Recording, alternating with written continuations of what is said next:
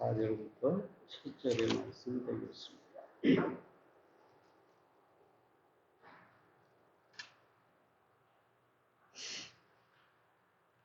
빌립보서 4장 4절부터 7절의 말씀입니다. 주 안에서 항상 기뻐하라. 내가 다시 말하노니 기뻐하라. 너희 관용을 모든 사람에게 알게 하라. 주께서 가까우시니라. 아무것도 염려하지 말고 오직 모든 일에 기도와 간구로 너희 구할 것을 감사함으로 하나님께 아뢰라. 그리하면 모든 지각에 뛰어난 하나님의 평강이 그리스도 예수 안에서 너희 마음과 생각을 지키시리라.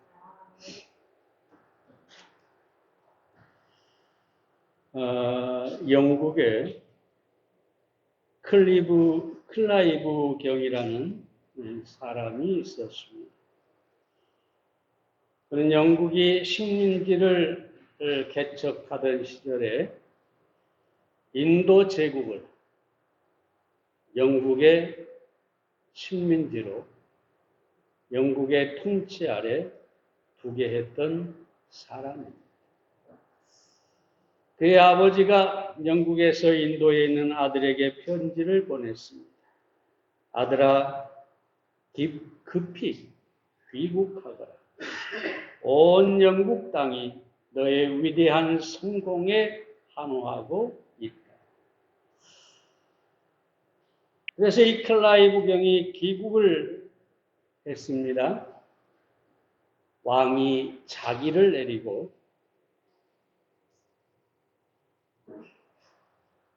엄청난 재물이 쏟아져 들어왔을 뿐만 아니라 명예가 하늘을 찌르듯이 높아졌고 어디를 가든지 사람들이 갈채를 보냈습니다.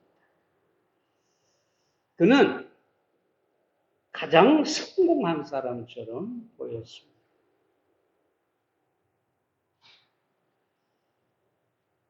수많은 영국인들이 그의 성공을 부러워했습니다. 그러나 정작 그는 어느 날 자신의 다락방에서 권총으로 자기 머리를 쏴 자살해 버렸습니다. 과연 이 사람이 성공한 사람이었을까요? 결코 성공이 아닐 것입니다.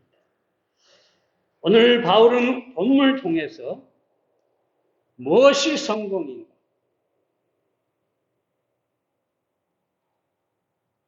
진정한 성공에 대해서 우리에게 말씀해 주고 있습니다. 오늘 세상의 어떤 기준의 성공을 여러분이 생각하지 마시고 하나님 안에서의 진정한 성공적인 삶이 무엇인지 생각해 보시기를 바랍니다. 첫째로 성공은 기쁨입니다. 기쁨을 누리는 사람이 성공한 사람입니다. 4절 말씀을 다시 봅니다. 주 안에서 항상 기뻐하라. 내가 다시 말하노니 기뻐하라. 바울은 항상 기뻐하라고 하는데 사람이 항상 기뻐한다는 것은 불가능합니다. 세상을 살다 보면 우리가 슬퍼하거나 고통할 수밖에 없는 수많은 일들, 수많은 순간들을 만나기 때문입니다. 그래서 욥은 5장 7절에서 인생은 고난을 위해서 났다라고 말하고 있습니다.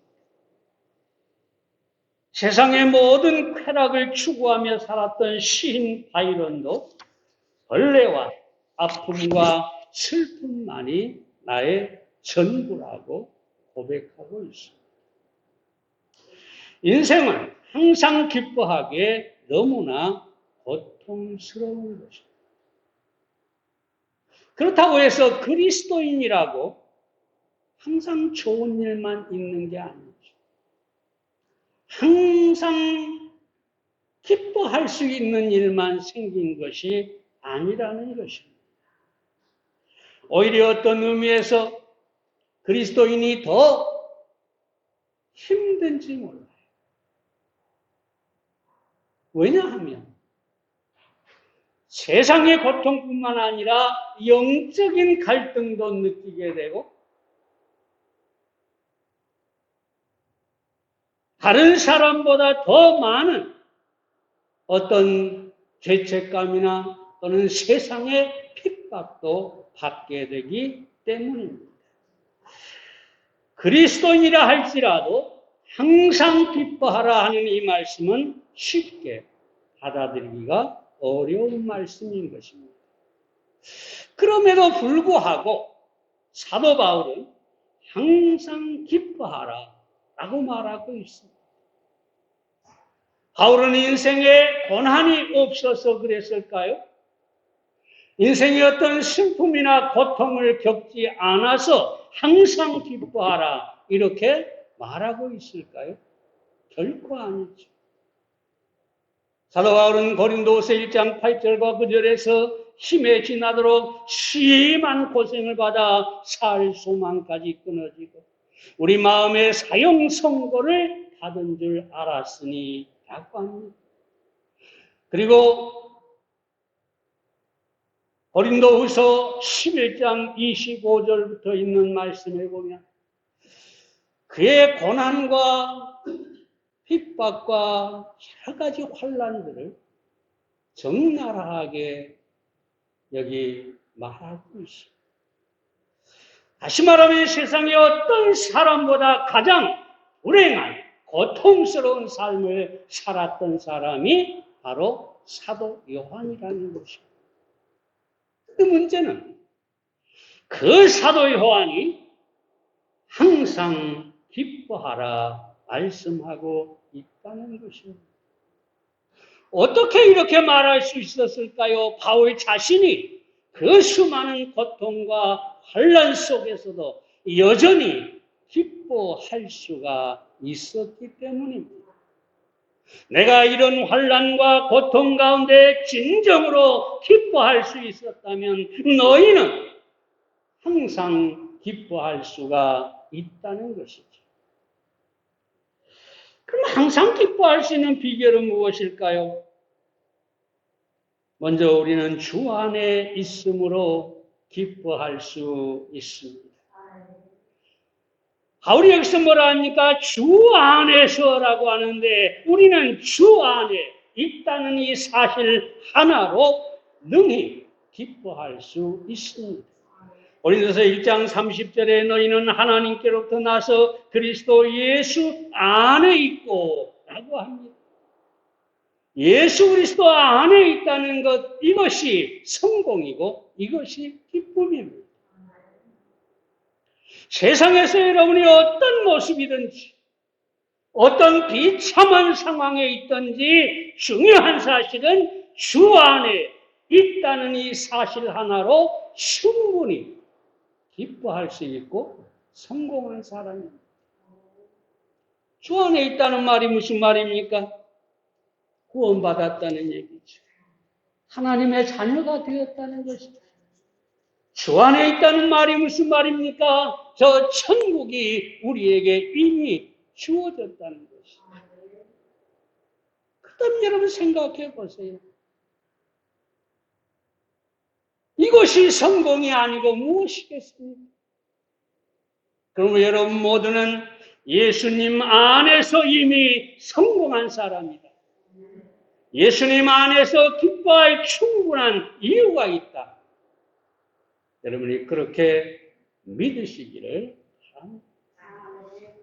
뿐만 아니라 다음으로 주 안에 있다는 것은 주님의 보호 아래에 있다는 것이죠. 지난번에 말씀드렸습니다마는 요한복음 10장에서 예수님께서 내가 양의 문이라고 하시죠. 목자들이 양을 칠 때 광야에서 그들이 가는 곳마다 양우리를 돌로 쌓아 만들어 놓습니다. 빙 둘러서 돌로 쌓고 거기에 양우리예요. 그런데 그 양의 우리에 문이 없습니다. 입구에 문이 없어요. 그럼 이 큰일이 아닙니까? 양이 마음대로 도망갈 수도 있고 사나운 짐승이나 도적들이 양우리에 와서 양을 해칠 수가 있지 않아요. 그런데 그 양우리에서 목자가 문입니다. 양이 다 우리 안에 들어가고 나면 이 목자가 그 입구에 가로로 눕습니다. 그러면 이쪽과 이쪽에 목자의 몸이 딱 문이 되는 것이죠. 양이 나갈 수도 없고 사나운 짐승이 들어올 수도 없고 도적이 들어올 수도 없습니다. 더구나 이 목자가 강한 목자라면 그 안에 있는 양은 온전히 보호가 되는 것입니다. 염려할 필요가 없지. 양은 그 안에서 그저 쉬며 기뻐할 수 하는 것밖에 없는 것이죠. 그럼 여러분, 예수님께서 말씀하시기를 내가 문이니라고 합니다. 우리 주님처럼 강한 분이 누가 있습니까? 그분은 전능하신 하나님입니다. 그러므로 우리를 보호하고 지키는 일에 절대로 실패할 수가 없는 분입니다. 그러므로 우리는 주 안에서 그 보호 안에서 기쁨을 누릴 수가 있는 것입니다. 마지막으로 주 안에서라는 말은 모든 것을 주님을 통해서 바라보고 해석한다는 것입니다. 여러분, 예수 안에 있으므로 우리가 모든 것을 예수님 안에서 보는 것이죠. 그리고 깨닫게 되고 그리고 어떤 상황이든지 주님으로 그 모든 문제를 해석하게 되는 것입니다. 예수님께서 요한복음 8장 12절에서 나는 세상의 빛이니 나를 따르는 자는 어두움에 다니지 아니하고 생명의 빛을 얻으리라. 빛은 어두움을 밝히고 깨닫게 해주는 것이죠. 예수 그리스도 안에서 우리에게 다가오는 모든 삶을 그 빛으로 바라보며 우리는 깨닫게 됩니다. 어떤 고난이 와도 어떤 문제가 생겨도 예수님으로 그것을 해석하며 결국 성경이 말한 대로 모든 것이 합력하여 선을 이룰 것을 믿게 되는 것입니다.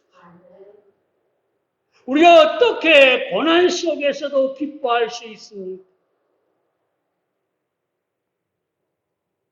바로 주님 때문이죠. 우리가 주 안에 있기 때문에 모든 것을 주님의 눈으로 바라보게 되고 깨닫게 되고 그것들이 모여 합력해서 선을 이룰 것을 믿음으로 볼 수가 있는 것입니다.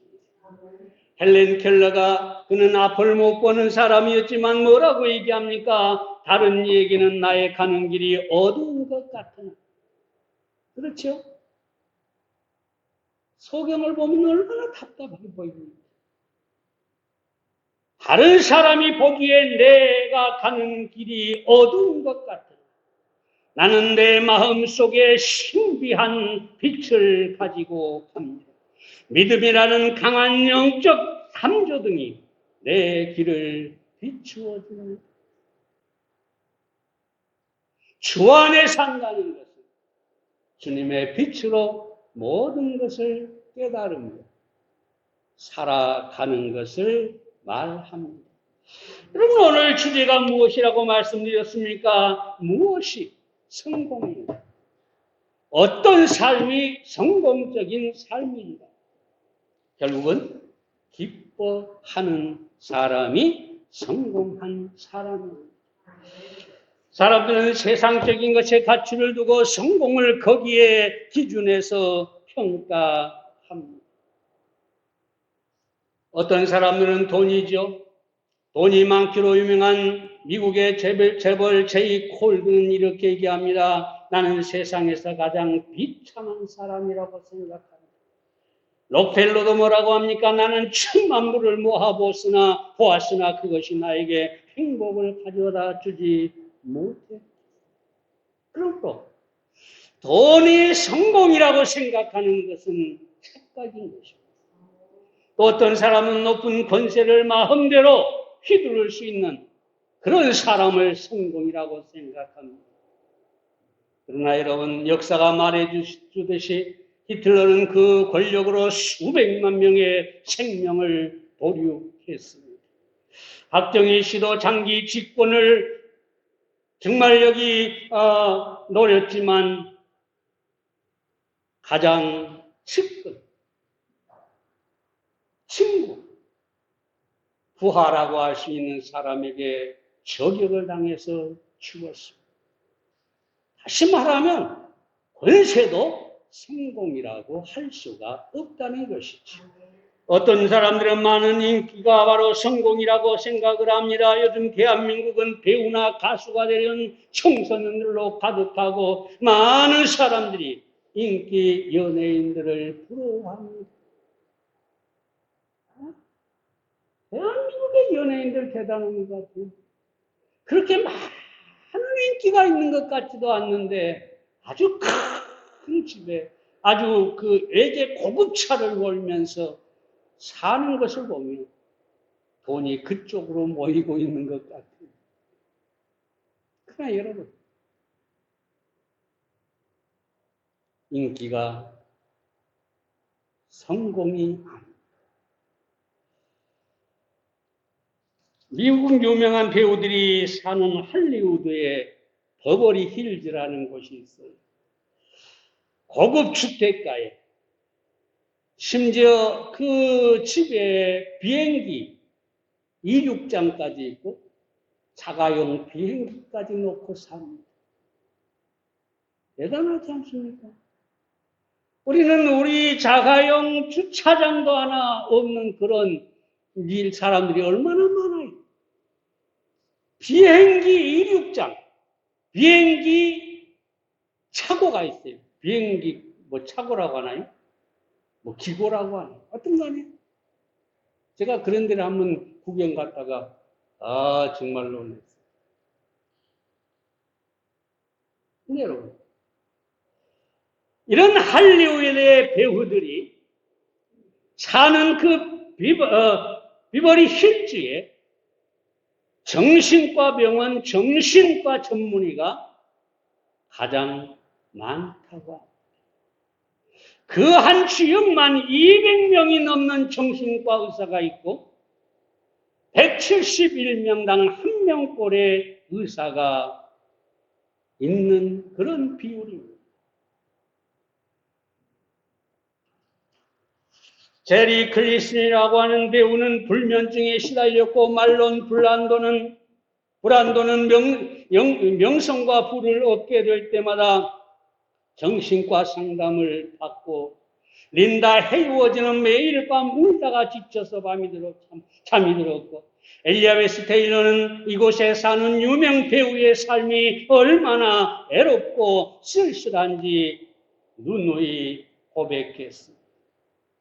마릴린 먼로는 여러분 잘 아는 것처럼 매일 밤 잠을 자기 위해 수면제를 복용했고 결국 자살로 그의 인생을 끝냈습니다.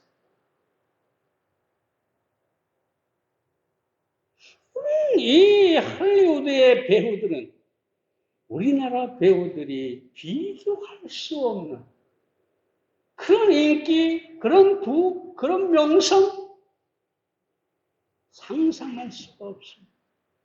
그런데 보세요. 그들은 결코 행복이 없었습니다. 성공했다고 말할 수가 없는 것입니다. 진정한 성공은 무엇일까요? 돈이나 권력이나 인기가 성공이 결코 아닙니다. 진정한 성공은 어떤 상황에서도 우리가 주 안에서 기뻐할 수 있는 것입니다. 그럼 사랑하는 여러분, 여러분의 성공의 가치를, 그 척도를 다른 것에서 찾지 마십시오. 나는 정말로 매일 매 순간 주 안에서 기뻐합니다. 만약 내가 기뻐할 수 있다면 내 삶은 성공인 것입니다. 두 번째로, 성공은 관용입니다. 5절 말씀을 보겠습니다. 너희 관용을 모든 사람이 알게 하라. 주께서 가까우시니라.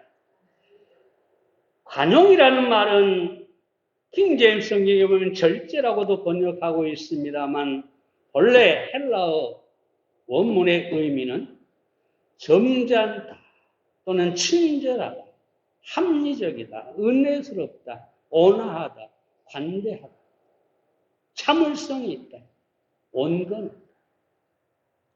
이런 아주 뜻을 포함하고 있는 포괄적인 단어입니다.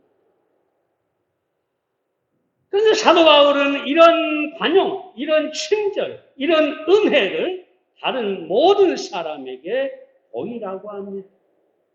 이 말씀도 마찬가지로 항상 기뻐하라 하는 말씀처럼 순종하기가 어려운 말입니다. 왜냐하면 내 가족이나 내 형제나 내 친구나 내 이웃을 사랑하라가 아니라 원수까지 모든 사람 속에 포함되어 있기 때문입니다. 그럼에도 불구하고 사도 바울은 모든 사람에게 관용을 보이라고 합니다. 그럼 왜 모든 사람에게 관용을 베풀어야 할까요? 주님의 명령이기 때문입니다. 주님께서 마태복음 5장 44절에서 너희 원수를 사랑하며 너희를 핍박하는 자를 위하여 기도하라. 그리고 십자가에 달려서 저들의 죄를 사하여 주시옵소서라고 기도하셨습니다. 예수님은 우리를 핍박하는 원수에게 관용을 베풀어 하셨을 뿐만 아니라 친히 본을 보이셨습니다. 주님이 사는 그 삶의 방식이야말로 성공한 인생이죠.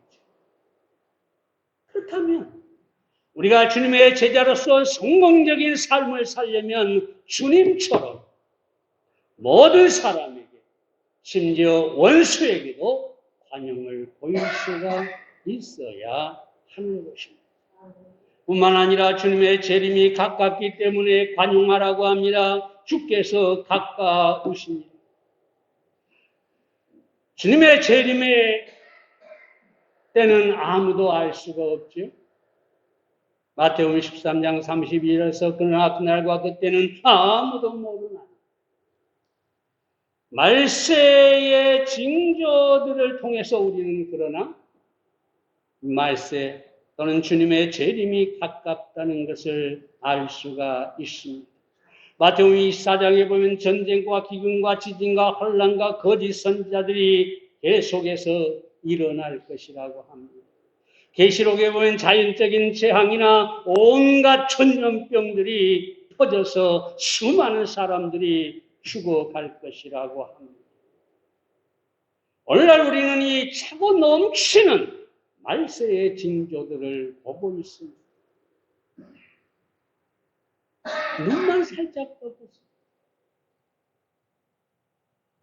벌써 10여 년 전에 미국의 과학자단체는 핵무기와 기후변화의 위협을 평가하여서 지구 종말을 개념적으로 표시한 운명의 날 시계라는 것을 만들었는데 거기에 11시 54분으로 맞춰두었습니다. 12시 땡, 그러면 6분만 있으면 세상은 멸망한다라는 것이죠. 물론 여기서 말하는 6분은 우리가 생각하는 6분은 아닙니다만 그만큼 종말이 가까웠다는 것이죠. 그런데 문제는 하나님을 모르는 과학자들은 종말을 예측하고 그걸 대비하려고 애쓰는데 그리스도인은 성경이 분명하게 말하고 있는 이 종말의 징조들을 보면서 깨닫지를 못하는 것입니다. 제가 만약에 코로나19 바이러스가 종말의 징조다라고 말한다면 또 어떤 사람들이 벌떼같이 일어나서 저를 비난할지 모르겠습니다. 그러나 분명한 것은 종말의 징조 중에 하나이고 더 분명한 것은 앞으로 더 두려운 질병들이 전염병들이 우리에게 올 것이라는 것입니다. 이건 제 말이 아닙니다. 여러분이 성경 계시록을 특별히 읽어보세요. 엄청난 재앙들 때문에 차라리 사람들이 죽기를 원하는 그런 고통스러운 때가 온다고 말하고 있습니다. 아니, 여러분, 왜 과학자들이 종말을 예측할까요? 그 징조들이 너무나 확실하기 때문입니다. 오늘 아침에 잠깐 TV를 들었는데 이 기후변화가 엄청난 재앙을 대한민국에 가져오고 있답니다. 제주도에. 그 무슨 나무입니까? 제주도에만 있는 나무들이요. 다 죽어가고 꽃들이 사라지고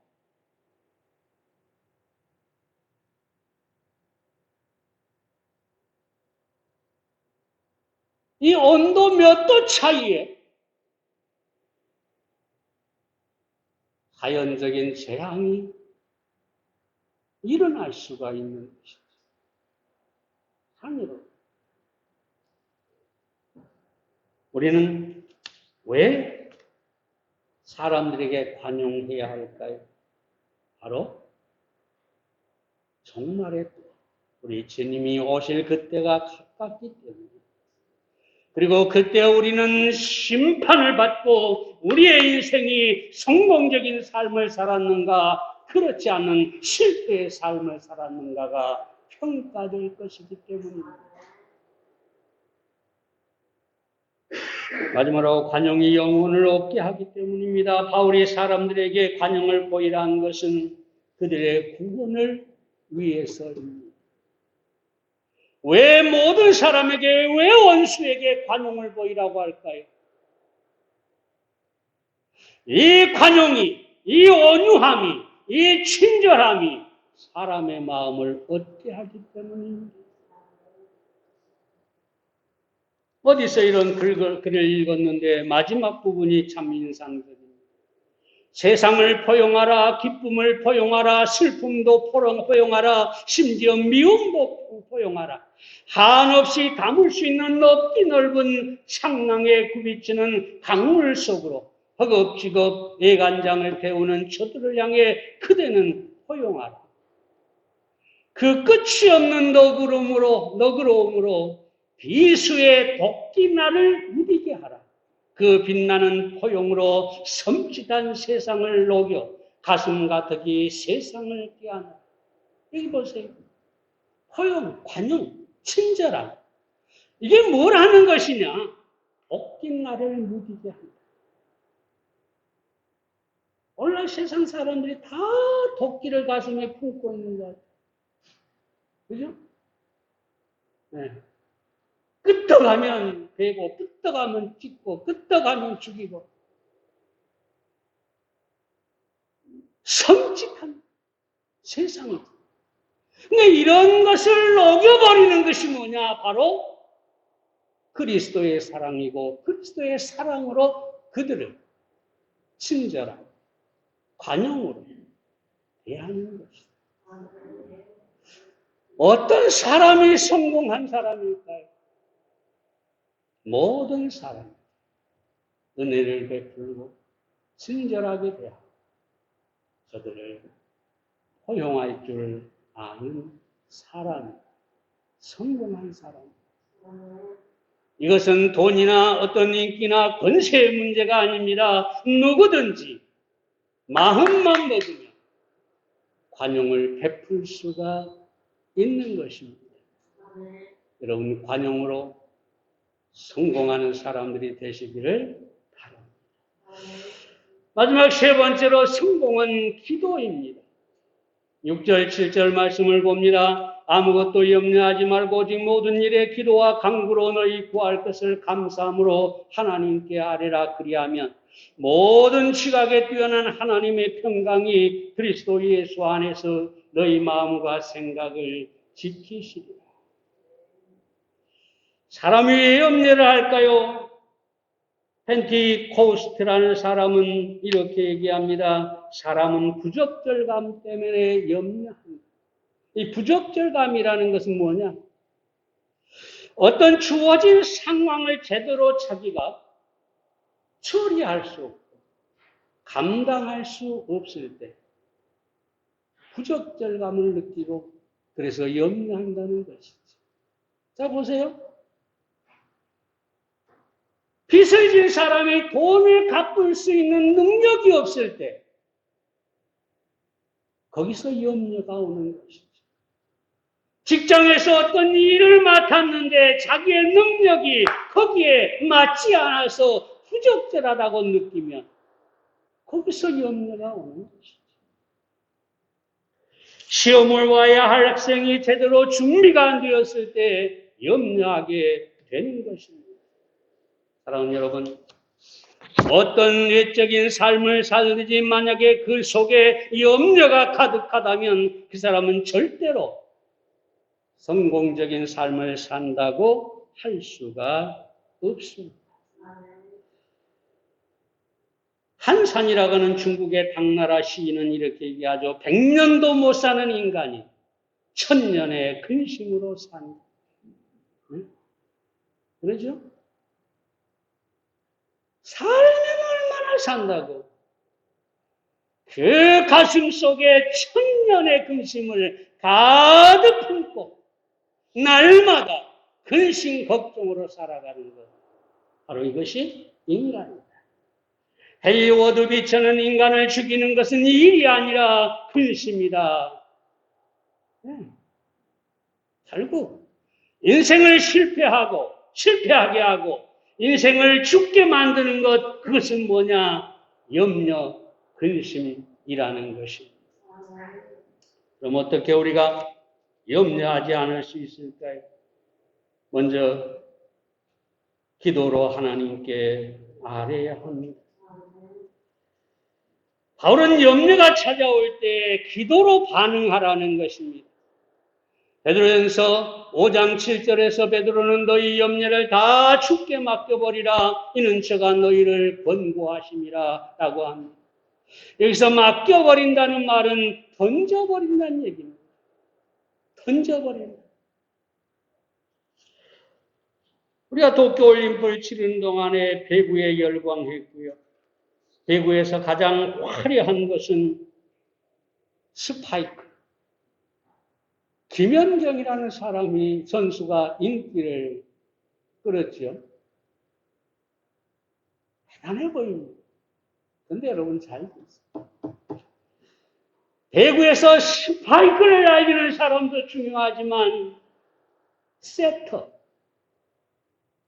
공을 토스해주는 사람, 그 사람이 중요합니다. 아무리 강스파이크를 날릴 사람도 만약에 토스가 적절하게 되지 않으면 절대로 때릴 수가 없습니다. 던져버린다라는 말은 무슨 말입니까? 토스해버리라는 거예요. 자, 공이 날라옵니다. 세터에게 옵니다. 이 세터가 공을 붙잡고 가만히 있다고 해보세요. 실패죠. 오는 즉시 바로바로 토스해 줘야 합니다. 던져버려야 합니다. 누구에게요? 예수님. 예수님은 강스파이크를 아예 수 있는 분이에요. 무엇이든지 우리가 염려를 던져버리기만 하면 주님이 그것을 해결해 주시는 거예요. 중요한 건 이거예요. 어떤 염려가 일어날 때 그것을 붙들고 있지 마세요. 나는 셰터다. 나는 배구 선수다. 나는 이 염려라는 공을 주님께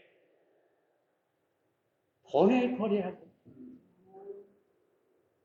매 순간 그렇게 바로바로 여러분이 염려를 던져버릴 줄 안다.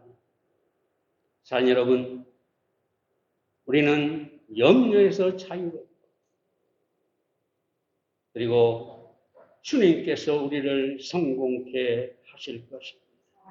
뿐만 아니라 우리는 감사함으로 기도해야 됩니다. 감사함으로 하나님께 아뢰라 그랬는데 염려할 상황 속에서 감사한다는 것은 하나님께서 그 염려를 해결해 주실 것을 믿는 믿음 때문에 감사가 나오는 것입니다.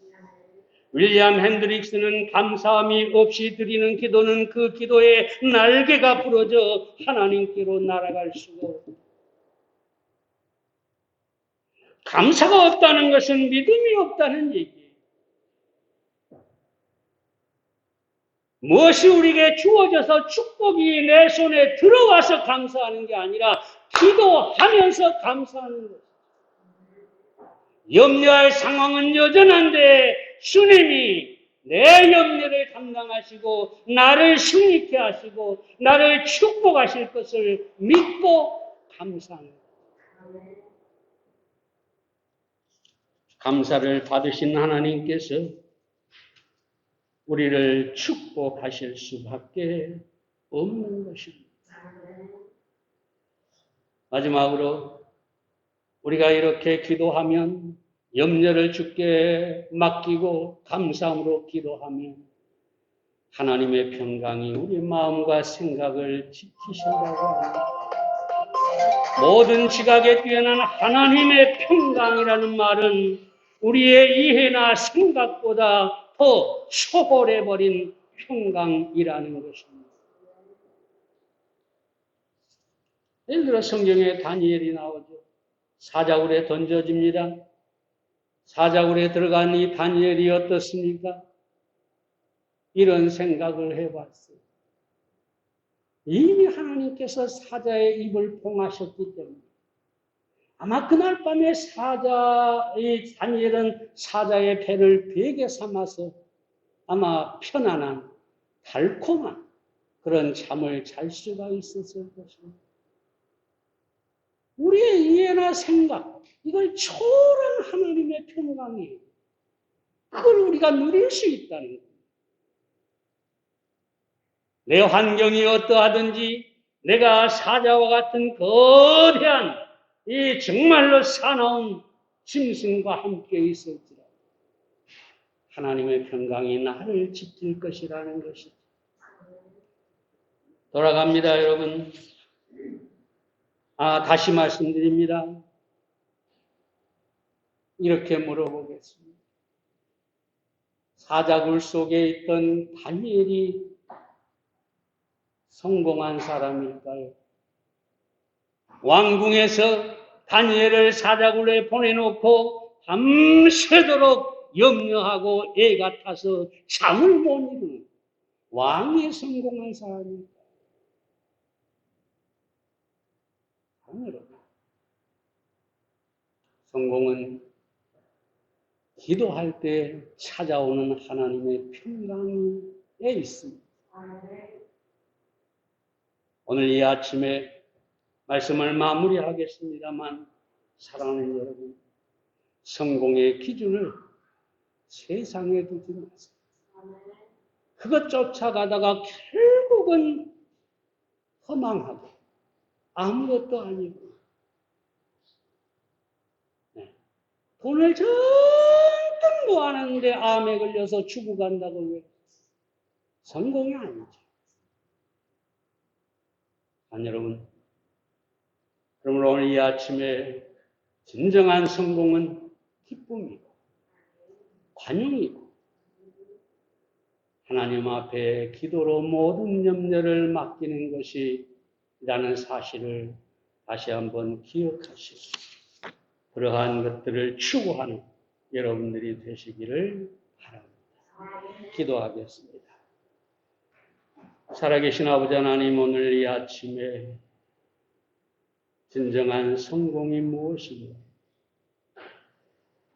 세상 사람들은 돈과 권세와 인기에 눈이 멀어서 마치 그것이 성공인 것처럼 쫓아가고 있습니다. 많은 그리스도인조차 거기에 모든 것을 걸고 있습니다. 그러나 하나님 아버지, 오늘 이 시간 하나님께서 우리에게 주신 말씀은 그러한 것들이 진정한 성공이 아닙니다.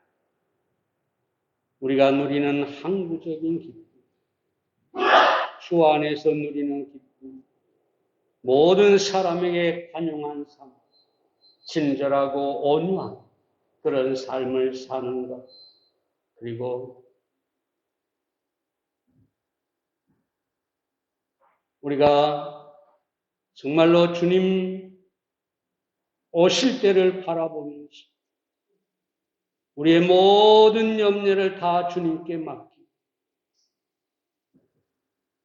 주님의 크신 평강을 누리는 것이라는 사실, 이 아침에 보았습니다. 우리에게 기쁨과 관용과 지각에 뛰어난 평강을 허락해 주시옵소서.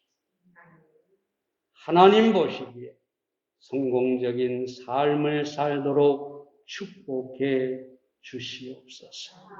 주님께 맡겨드리고 예수님의 이름으로 기도에 싸움나이다. 아멘.